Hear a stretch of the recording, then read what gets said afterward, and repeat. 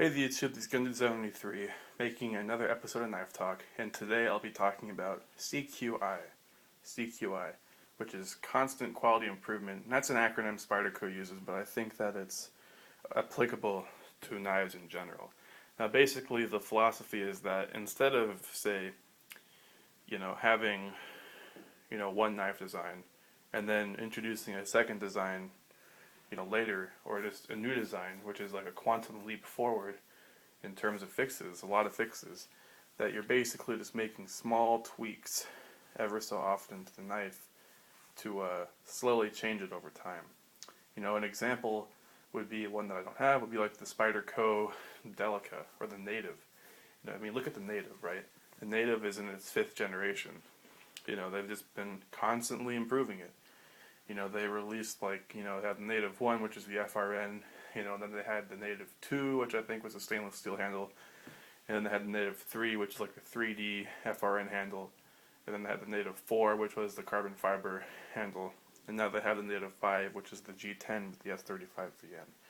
So, comparing the 1st and the 5th, there's a lot of difference, but if you go from the 1st to the 2nd to the 3rd to the 4th to the 5th, there's not as much difference, And really, I have a couple here that have that sort of changes. The first being the Para 1 and the Para 2.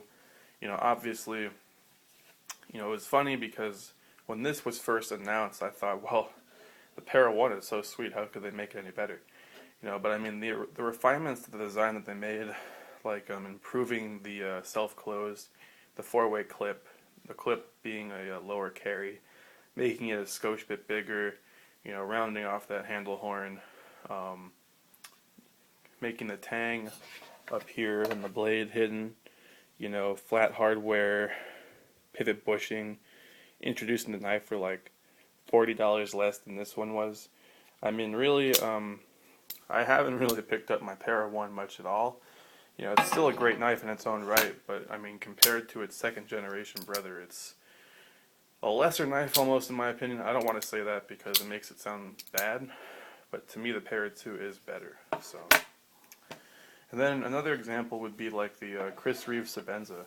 Now, the difference between the Sebenza and like the Spydercos is when Spyderco makes changes, they discontinue the old one and they call the new one a new whole model. They give it like the number designation, 2, 3, 4, 5, etc. With Sebenza, they just change things. They don't even announce it. And it's really funny because people post in the forums, hey, did Chris Reeve change the stop pin? Did Chris Reeve change the thumb stud? And people say, oh, well, I guess he did. He didn't say anything about it though.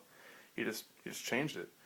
An example would be like this is a small regular Sebenza made in 2008. Now, this is a large 21 made in October of 2011. So there's about, like a 3.5 year gap roughly between these knives. And the differences are like he changed around the screws. This is a solid screw, and on these newer ones he has the opening on this side, so you can see what I'm talking about. The newer ones have the perforated washers, the old ones don't. The new ones have the fluted stop pin. See what I'm talking about there? Those flutes. The fluted stop pin, which prevents lint buildup, pocket lint buildup. I haven't noticed any lint on there, so I guess it works pretty well, which is cool. And the other thing now is this isn't even the absolute newest version. On the new large Sebenzas, there's a divot in the back of that thumb stud. So yeah, that thumb stud is solid.